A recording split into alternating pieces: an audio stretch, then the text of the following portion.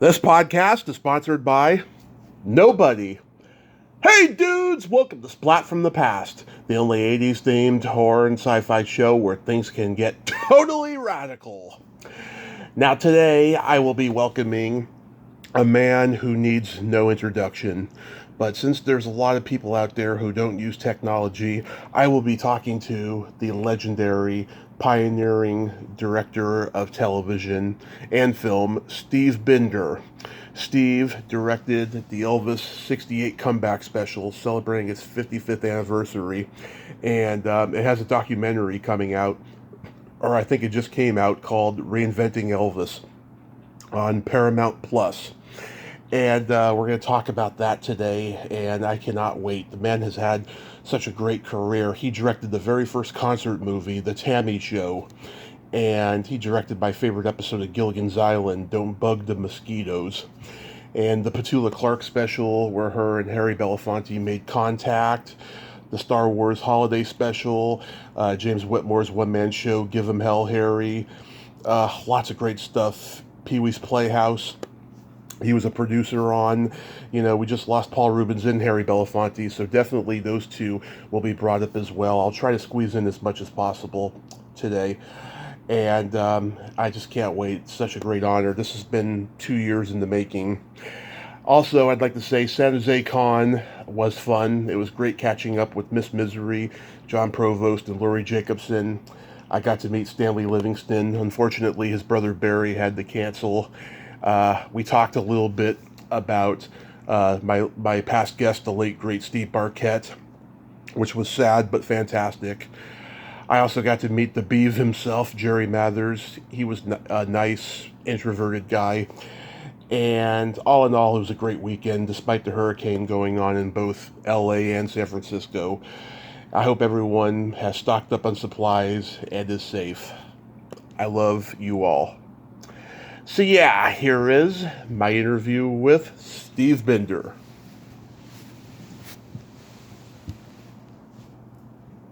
Hey Steve, welcome to the show. How are you today, sir? Thank you, Tommy. Thanks for inviting me. Absolutely, sir. This is such a great honor. Thank you so much for taking the time today. It's actually my pleasure, and we can drop the sir if you want. Just call me Steve. Okay, Steve. Okay. So, this documentary, Reinventing Elvis, did Spencer Crawford come to you and say, we got to make a documentary to coincide with your book, Elvis 68 Comeback, the story behind the special?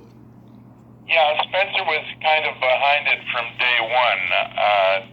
He and John Scheinfeld, our documentary filmmaker on the project, got together, and they came to me, and at first I rejected it.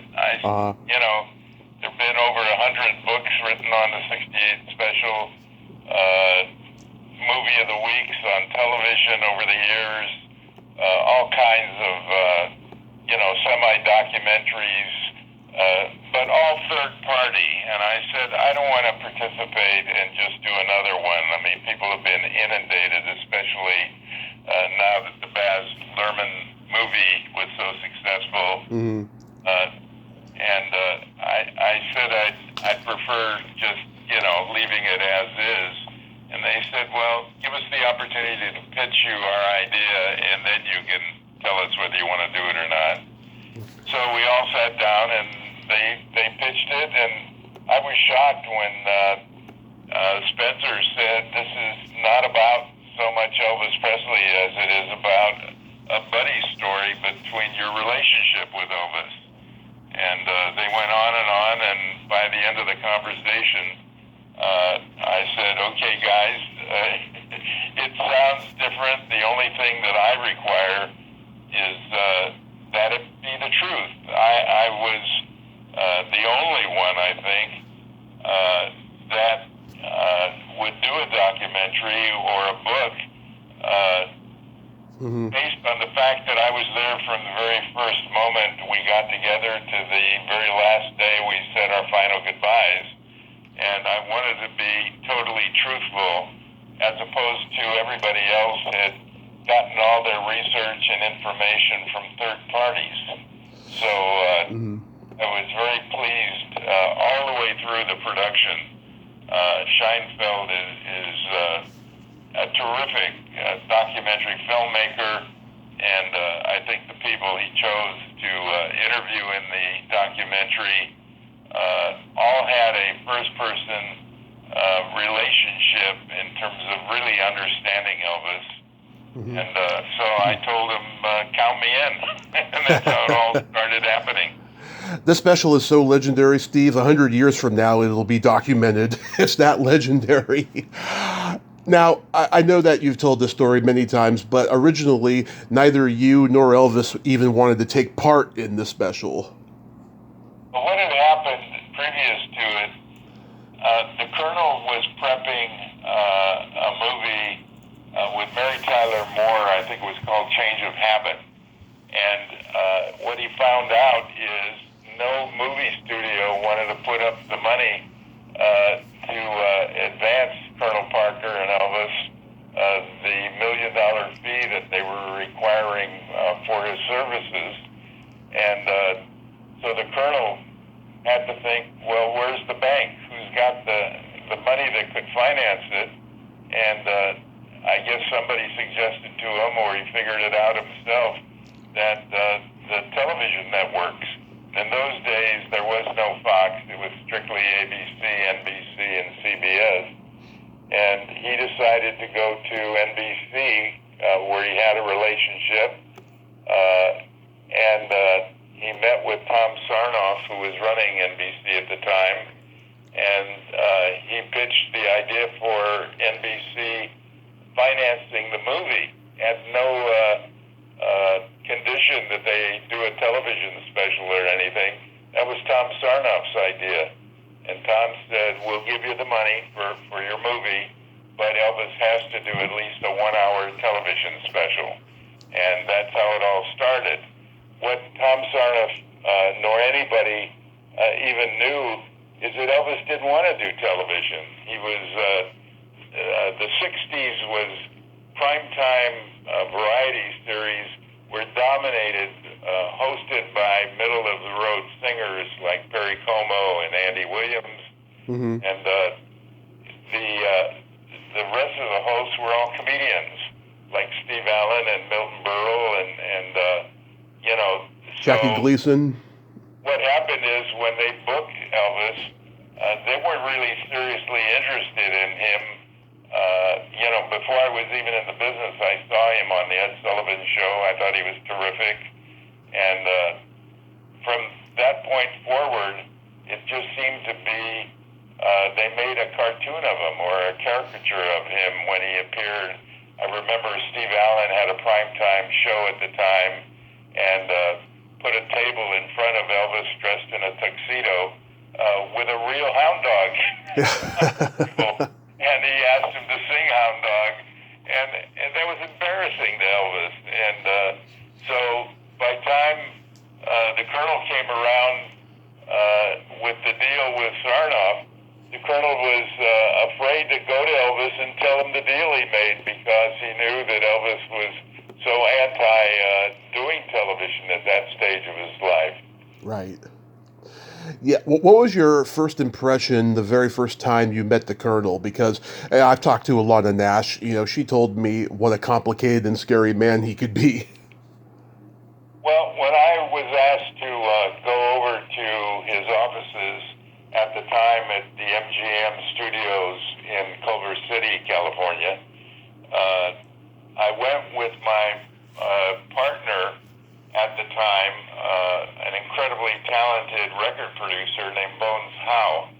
And Bones was at the time, our company was producing all the hit records for the Fifth Dimension and the Association, and Bones was in the studio working with Laura Nyro on a song called Save the Country. Mm-hmm. And so we went over to the Colonel's office, and he introduced me the minute that I walked in to Freddie Beanstalk, who was, I guess, in charge of his publishing company, and also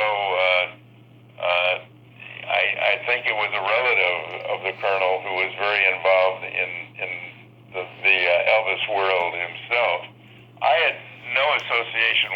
over with the Elvis Presley world. And so when I walked into the office, and I had heard these stories of how tough the Colonel could be, and before I could even meet Elvis Presley for the very first time, I had to get the Colonel's approval, which was the purpose of the meeting. So I went to his office, and immediately he was selling me on the show. And he told me that he and Tom Sarnoff had agreed that Elvis was going to do a Christmas show like Perry Como or an Andy Williams. And I knew instantly I was going to turn it down. I didn't want to do that kind of a show, especially with an Elvis Presley. Well, I'd only really, after seeing him on Sullivan, I'd only heard of the magic that he created and the charisma that surrounded him every appearance he made. In fact, when I met the Colonel, he said at the time when he first was introduced to Elvis, I think it was at the Louisiana Hayride, he didn't even look at the stage or see Elvis. He only looked out in the audience, saw these young girls, squirming in their seats and screaming, and he said, whoever's making them do that is who I want to be involved with. So he started giving me gifts. The first thing he did, he gave me a membership to his phony Snowman's Club, along with a typewritten name of membership for myself, and a booklet of the rules and regulations of being a member. And it was strictly a phony club that didn't really have any meetings or official business. It was strictly who the Colonel thought as a gag. He was an incredible jokester all the time, and he wanted to give them to people he felt like himself could really sling the BS. And I was shocked when he handed me these gifts, and I said, Colonel, I don't really want to be in this organization or belong to it, because I try to avoid any BS. And he said to me, Steve, it's a free membership, but to get out of it, once you're in it, it's going to cost you $200,000. So I still have all the what he gave me. I have the membership card. I have the booklet that came along with it. And then he also gave me a quarter-inch tape that contained 20 Christmas songs, and that was going to be that year's gift to disc jockeys all over America as their Christmas present. And it was 20 Christmas songs. Elvis didn't talk on it. It was a box with his picture on the cover. And I think it had one public service mixed in with it. And I think, if I remember correctly, I think it was an actor named Cliff Robertson who did the public service announcement. And when I left to leave the Colonel's office and was on my way back to my office, I was convinced I was turning it down and didn't want to do it. I got to my office. My secretary said, Steve, there's a call waiting for you from Bob Finkel, who was assigned as the executive producer of the Elvis special. And I got on the phone, and Bob said, Steve, I don't know what you did to charm Colonel Parker, but he loves you, and he's approved you to meet Elvis tomorrow. And so the very first time I ever got to meet Elvis Presley was at my offices on the Sunset Strip near the Whiskey A Go-Go. And, he arrived by that time he had switched from Cadillacs to Lincoln Continentals. I guess he had a feud with the Cadillac dealer in Memphis. And he went into our underground garage with a few of his entourage. I think Joe Esposito, his road manager, was with him. And he walked into my office, and wow, talk about, charisma. The guy walked in, and he looked like a superstar. I mean, he didn't look real, you know. I used to go to the movies and see these actors that were 30 feet tall and feel they weren't human, and I had the same feeling when Elvis walked into my office. And the first thing he did was he looked at our walls in the reception area and the lobby, and Bones and I had put up all of Bones's gold records from his hit records with the Fifth Dimension and the Association. Mm-hmm. And Elvis sort of looked around at all these plaques and gold records and felt, wow, I'm not just dealing with guys who work in television, but I'm working with guys who speak my language. In fact, when he and I went back into my office alone, the first thing he said to me, I guess the very first thing was, what do you think of my career? And I, without even thinking, I just blurted out, I think it's in the toilet. That's so ironic. Oh, that's hilarious. I think everybody needs a Jiminy Cricket on their shoulder, and Elvis had been denied. He had sort of a paid family of friends who were his Memphis Mafia and friends, but they all were on the Colonel's payroll, and they all reported to the Colonel when the Colonel wasn't there, which was often, exactly what Elvis did all day. So they were reporting in basically to him, laughing at all his jokes. You know, they were a paid audience, and I didn't hire any of them to be in the production of the Elvis special. In fact, I had just completed a couple of specials and put a family of people behind the camera together, going back to my early days in television when I directed Hullabaloo. That's where I got Billy Goldenberg, our musical director, and Gene McAvoy, our art director, and quite a few people from that were on my family staff. And we had done a Leslie Uggam special for NBC that was, Leslie was starring on Broadway at the time in a show called Hallelujah Baby. And she was famous in television in the early days when Mitch Miller was a choral director, and he had a wonderful chorus. And he had a show that was very popular in America at the time, where you followed the bouncing ball on your television screen and could sing along with his chorus, all the pop songs. And Leslie, out of that, sprung into being the star of this big Broadway show. And then I did a Petula Clark special. It was her first appearance in America, after I had actually taped her a few years earlier when she had the big hit record called Downtown. Yep. And I was doing Hullabaloo at the time, and I filmed Petula. We didn't use it in that particular show, but we banked it and put it into another one of our shows.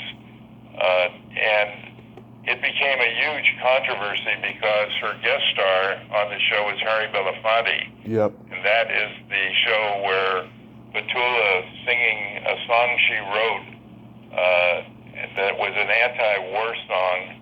And we were in America in the throes of this horrendous war that cost our president, Lyndon Johnson, his job even.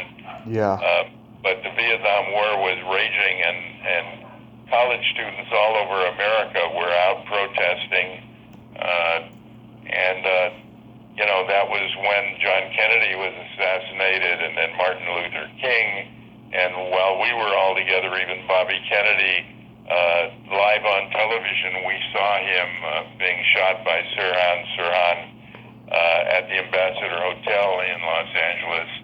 And so that's the show that triggered Bob Finkel and Sarnoff calling me, asking me if I was interested in doing an Elvis Presley special. They had a deal with the Colonel, but they emphasized, but we still don't have a deal with Elvis. And, Finkel was actually offered the show as a producer-director, but he turned it down, and he said, I can't get Elvis to even call me by my first name. He just keeps referring to me as Mr. Finkel. Yeah. And, I'm not sure we can even do a special with him, but I saw your Petula Clark Belafonte special, and I thought you were around the same age. You were in the music business as well as television, and I thought you'd be the guy. And so we kind of left it at that until NBC was able to close the deal with the Colonel delivering Elvis for the special. Now, I've interviewed two dancers from the special, Tanya Lamani George and Christopher Reardon, and Tanya had this funny anecdote. She said that jewel kept falling out of her belly button, and Elvis kept teasing her about it. He was singing, "Oh, Tanya, my belly, my belly." Do you remember that? Yeah, I do. Tanya was wonderful, but she was hired strictly to play Little Egypt in a sequence in the Guitar Man sequence. Yeah. It was not one of our, quote-unquote dancers on the show. I had put together two dance companies, one led by Jaime Rogers, who at the time was starring on Broadway with Sammy Davis in a boxing musical called The Golden Boy, and also I hired Claude Thompson, who had choreographed the Petula Clark, Fred Astaire movie, Finian's Rainbow, and Petula recommended Claude to me. And Claude had an incredible classical background of ballet and so forth.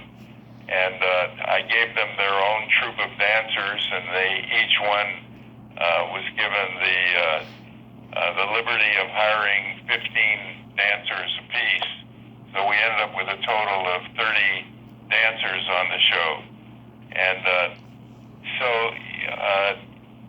it was, the one great thing about the show, and I think it really comes across in the documentary, is Elvis's sense of humor. I mean, all these things that I had heard, and I understand a lot of, other people who were into Elvis at the time, is that we only heard of the charismatic guitarist and musician and singer and with this fabulous sense of humor, but nobody had ever captured it for real. He had gone into the Army for a couple of years in Germany, and even in the documentary it says the Colonel was behind that and set that up for Elvis to give him a good boy image to America, because a lot of parents felt he was poison to their kids, right? And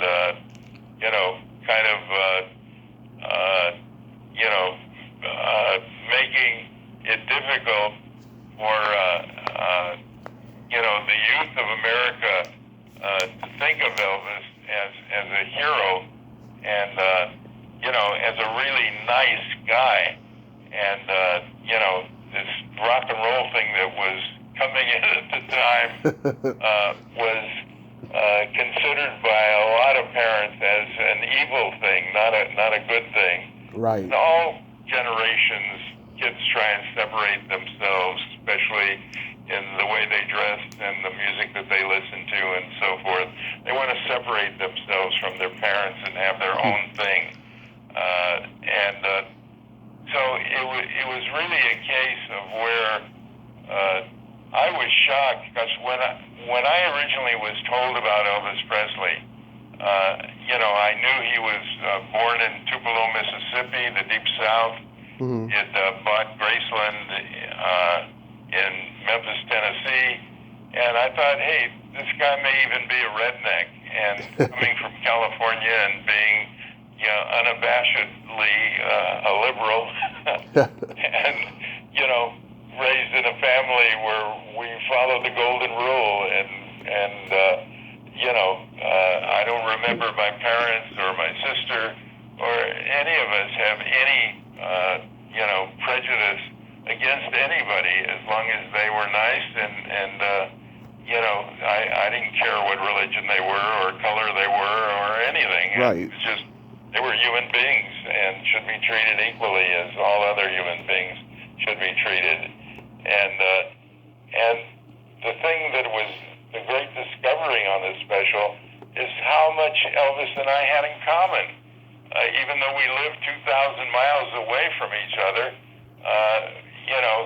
Elvis treated everybody while we made that show equally, and everybody got a chance to meet with him alone, and they had great stories about him, and he was so easy to work with, and the show was hard to do, I will admit that. There were a lot of obstacles that had to be overcome, but as far as Elvis was concerned, every one of my family and my staff fell in love with the guy. They just thought he was terrific. And I think it culminated when we closed the special.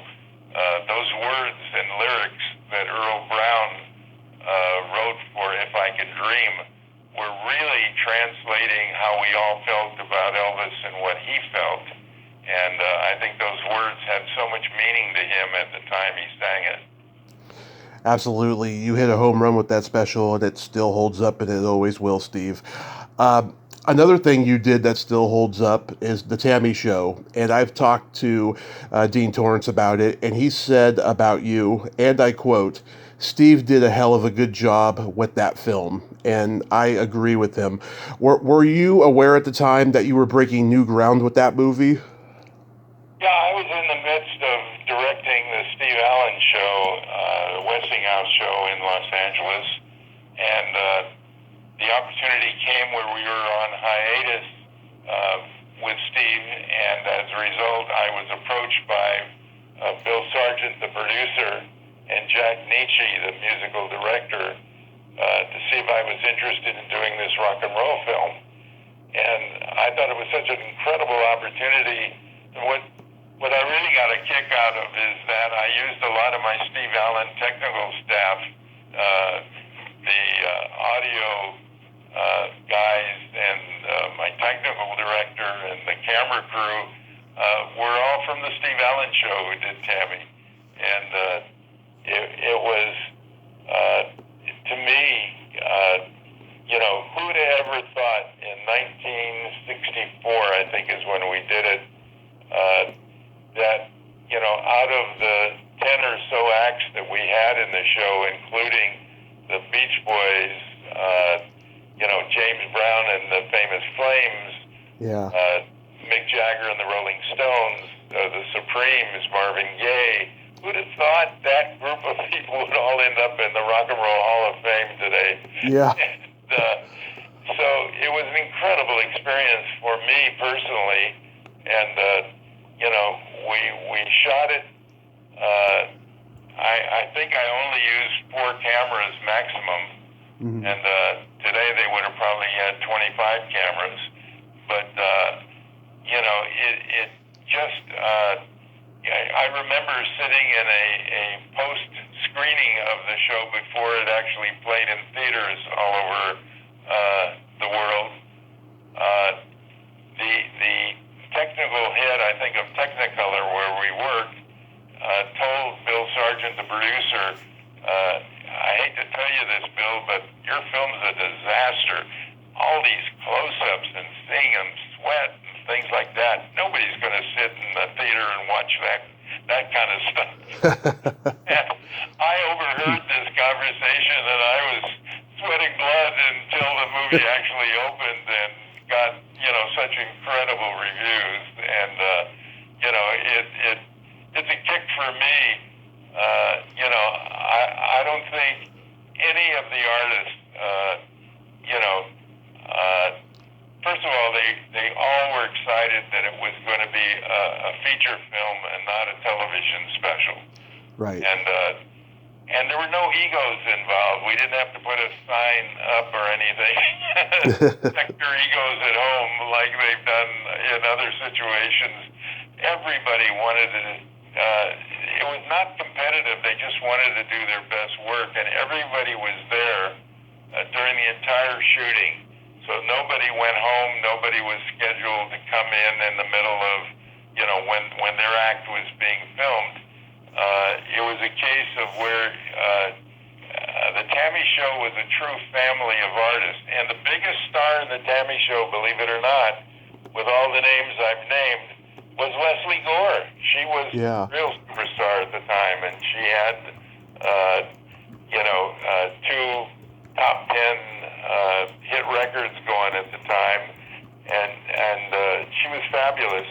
But so was everybody else, and I don't think when I asked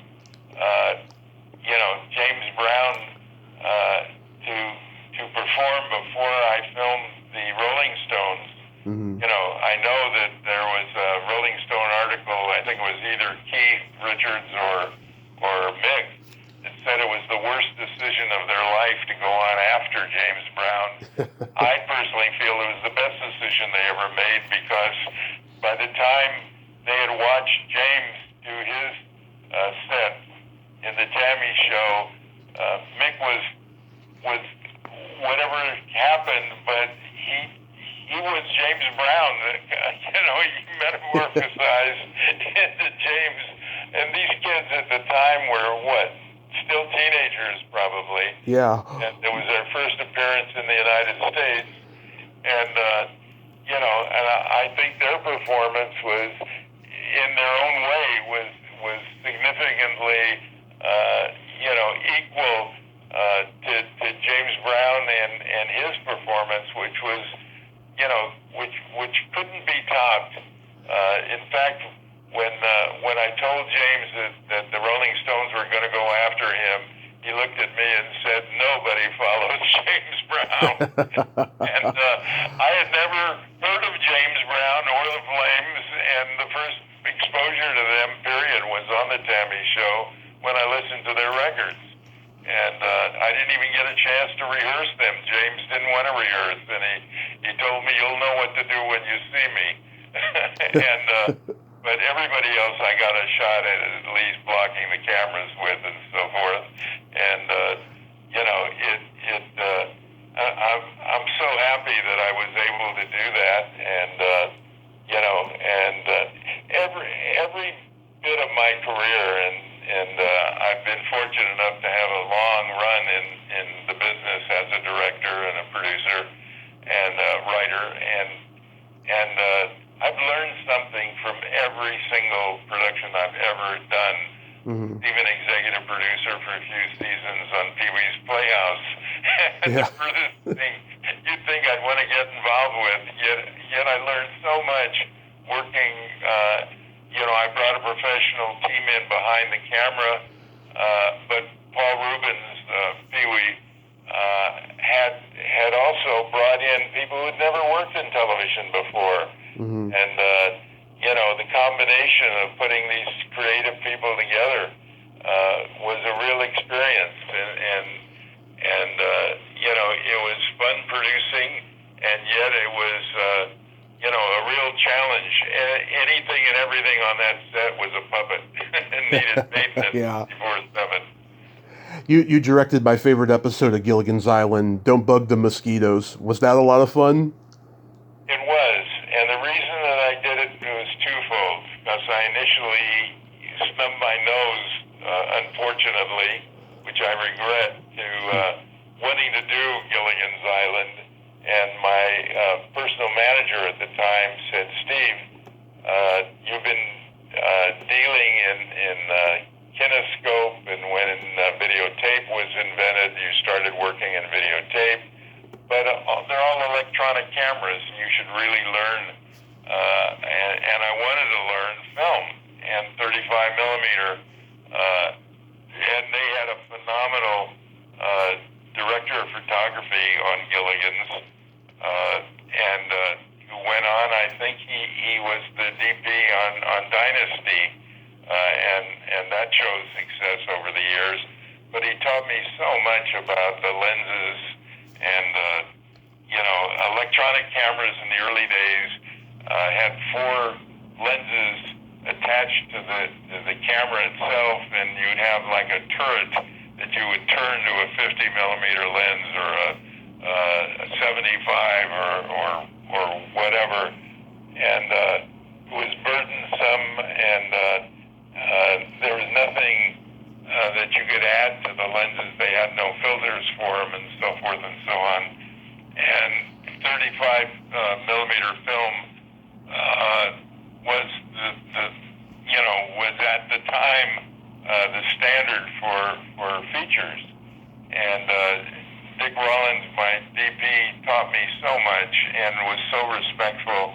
I was just a kid trying to learn the business, and I can say I was blessed in my career by so many talented people behind the scenes who were ready, willing, and able to help me at any. I was smart enough to say, I don't know how to do this, help me. And everybody reached out and helped my entire career. I mean, I just have so many people to be thankful for that entered my life, and I entered theirs. Hollywood was such a smaller community back then. It was a real camaraderie. There was no internet. Everybody knew each other. That's gone today. Now it just seems like it's a lot more competitive.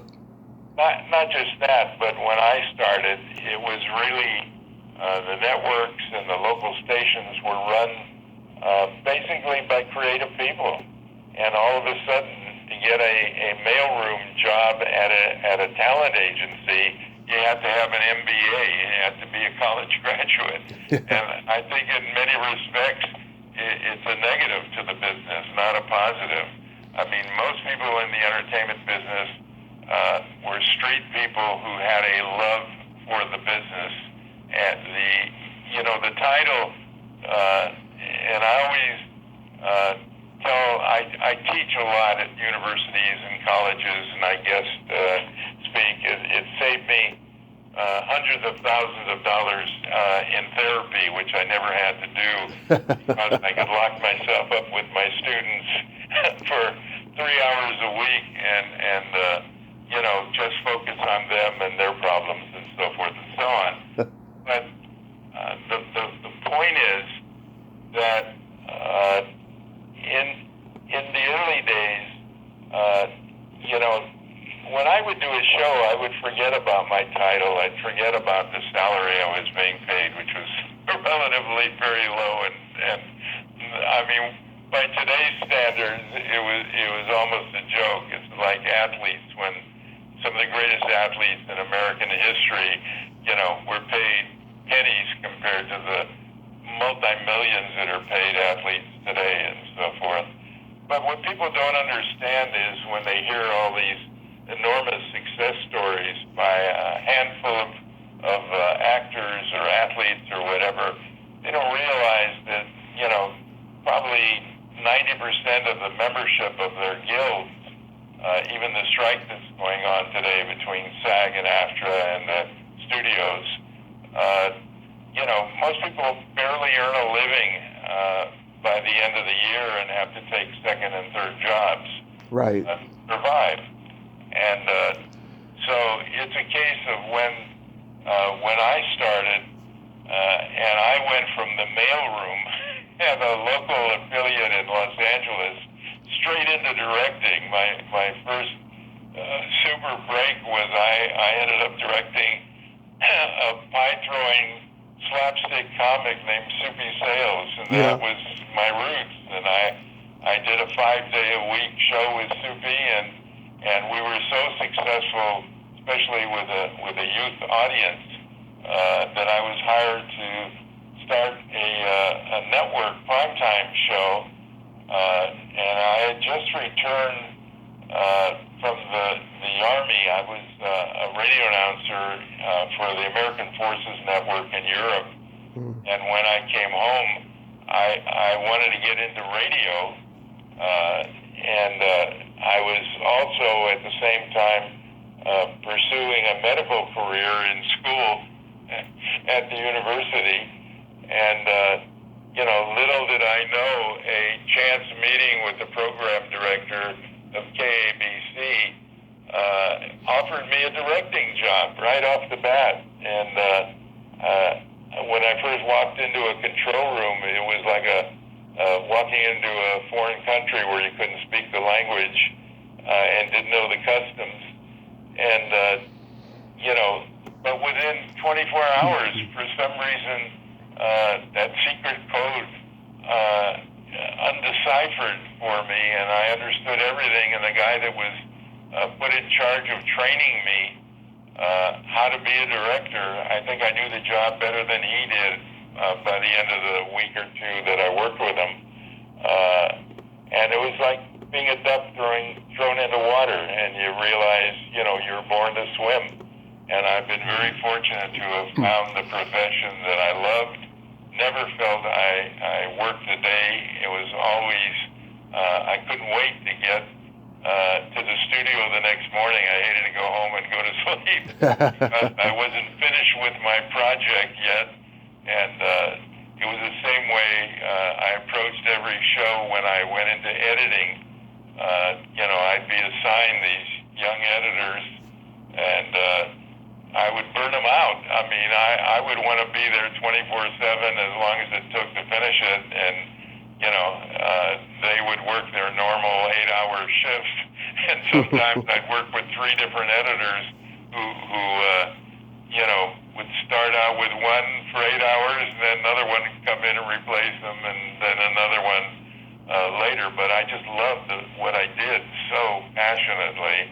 And I was fortunate enough to be grandfathered into what was the Screen Directors Guild, into the Directors Guild of America.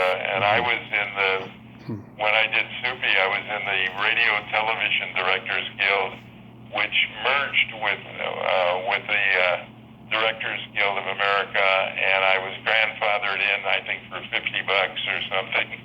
Where today it would cost thousands to get into the guild just to be a union director. So I have nothing but positive things to say about anybody who wants to get into business.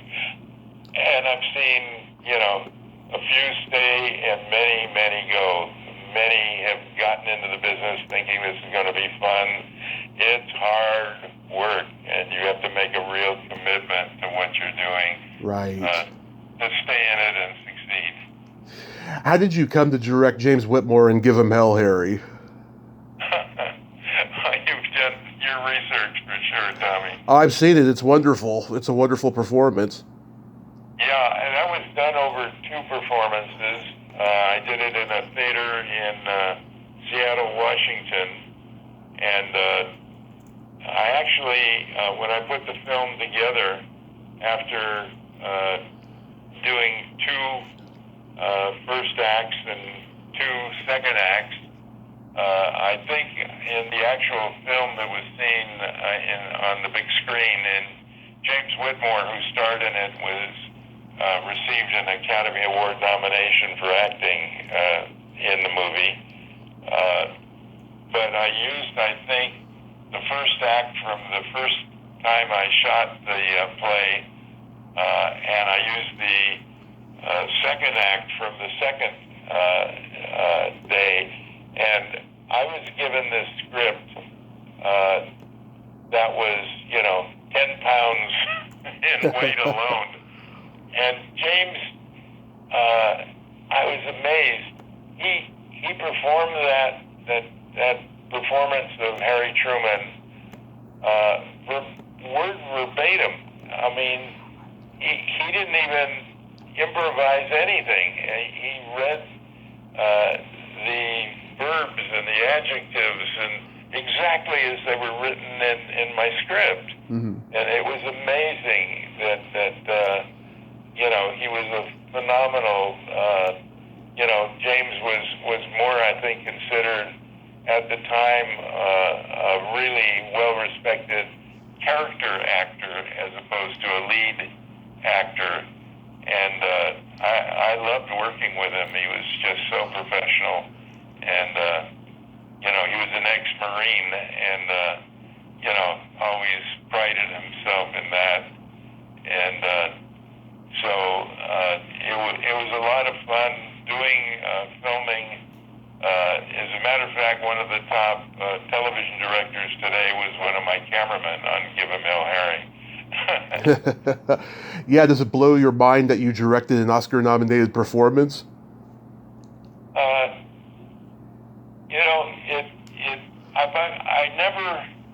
I think one of my strengths is that I never put a star on a pedestal. I never treated them like they're a star and better than me or whatever. I felt we were always equals.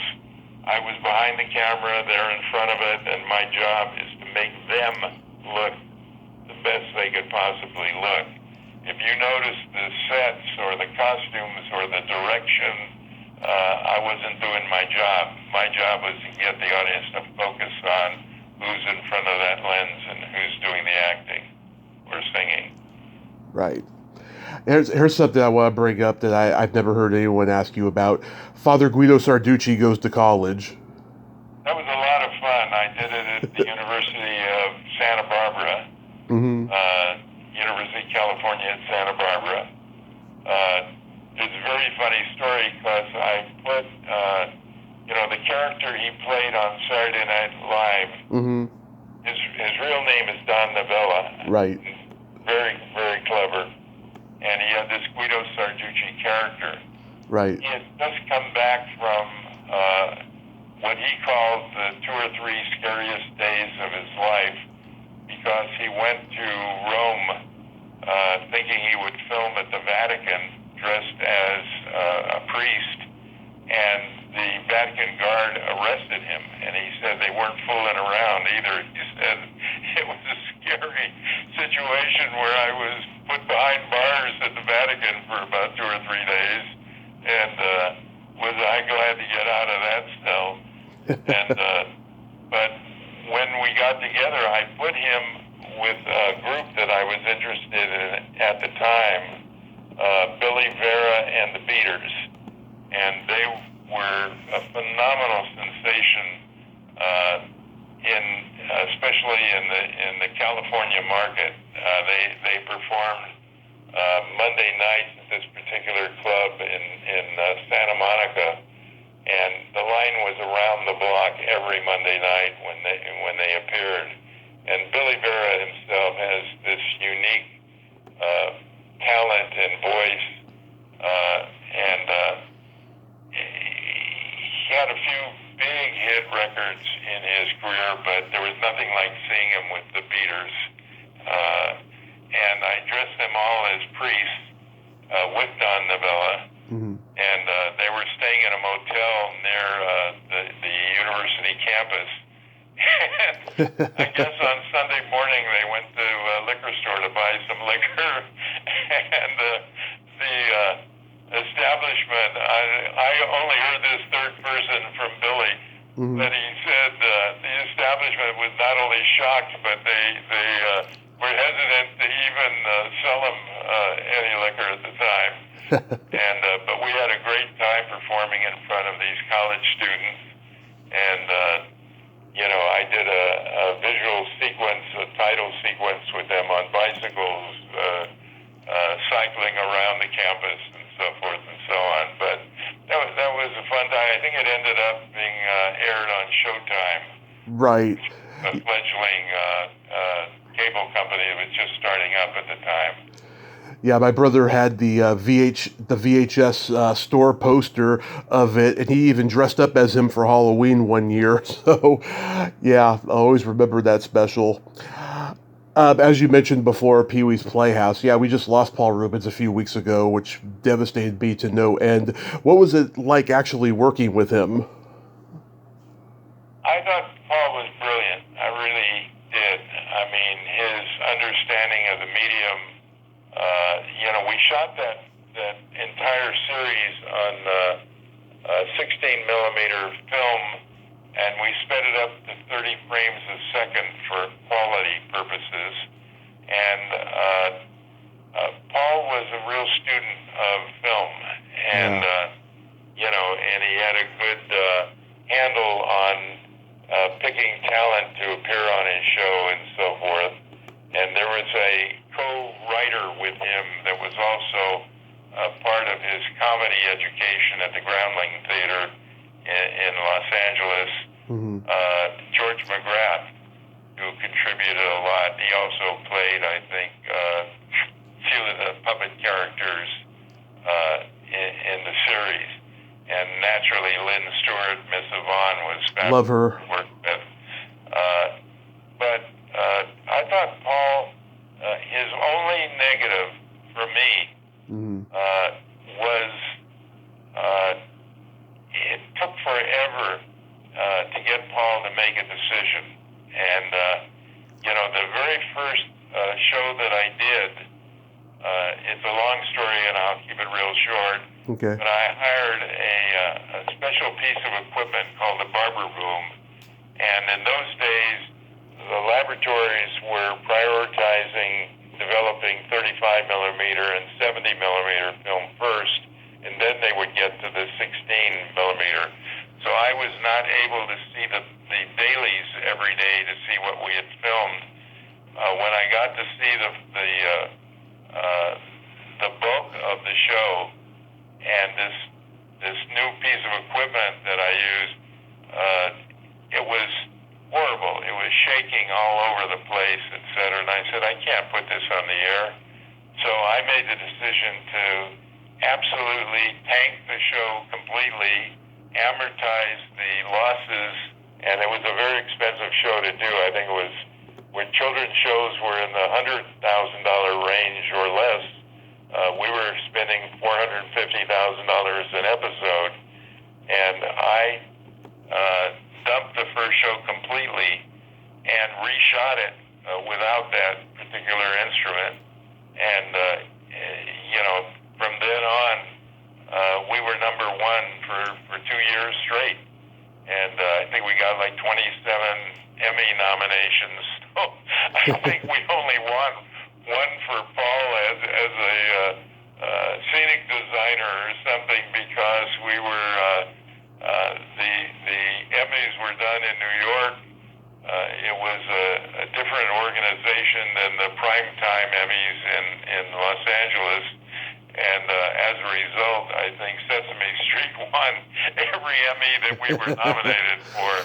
And so that was kind of embarrassing, going to New York and being nominated for 27 awards and only winning one, I think.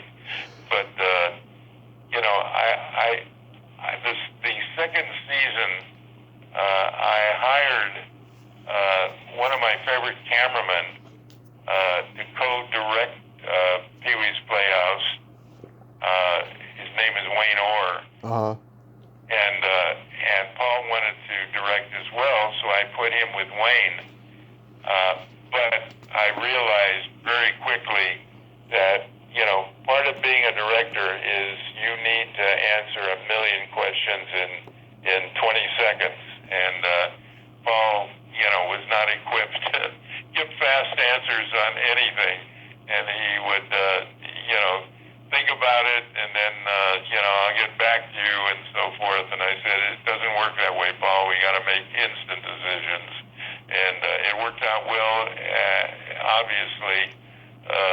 But I think in every other area, he was brilliant.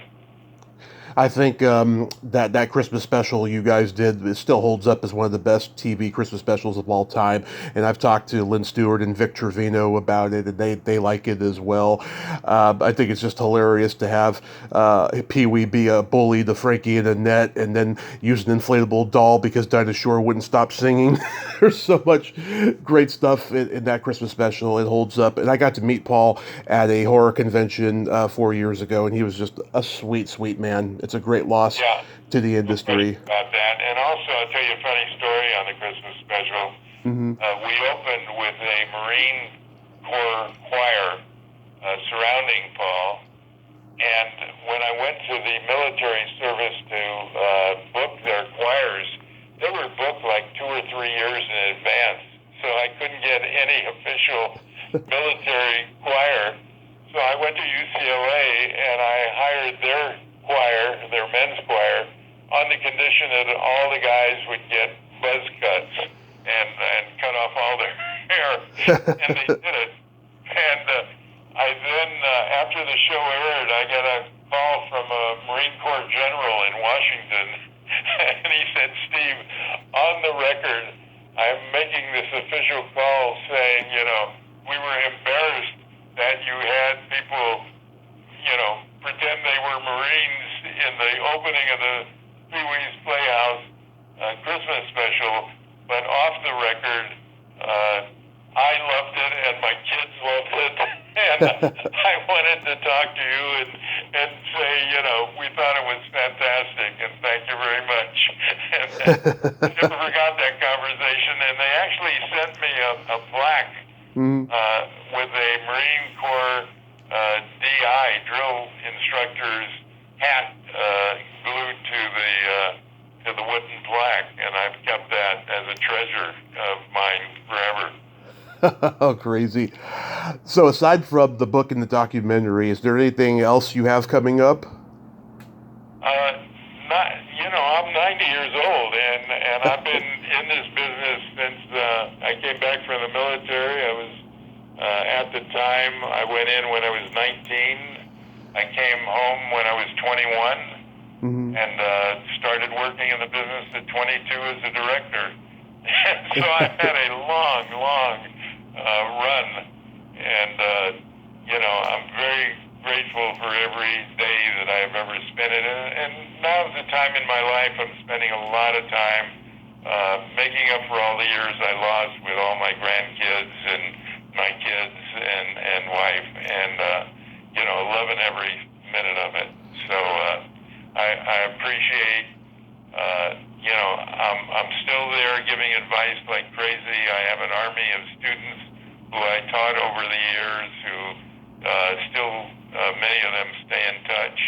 And, I've just been blessed. So I appreciate being able to express my appreciation to all of them. Steve, once again, I can't tell you what an honor this has been. I've been a huge fan forever. Thank you so much for coming on today, and thanks to Romy for setting this up. This means a lot to me. Have a great rest of your day. Enjoy being at home, and be safe out there, sir. Thank you, Tommy, and same to you. And again, to all my friends like yourself, it's Steve. It's never Sir or Mr. Bender. So I appreciate it very much, Tommy. Thank you, Steve. Okay. Bye-bye. Bye-bye. Well, there you have it. Steve Bender. Oh my God, he is a legend and an artist and an innovator, and I'm so glad we could have that talk today. I'm just bedazzled by how great he was. Go check out Reinventing Elvis on Paramount Plus, and Elvis 68 Comeback. The story behind the special is available on Amazon. And just go watch the Elvis 68 Comeback special. It still holds up, and it always will 55 years later. And go check out all of his other work. He is just an innovator. Well, until next time, this is T.A.M.I, Throwback Kovac, saying there's no shame in living in the past, because the present sucks. Later, dudes.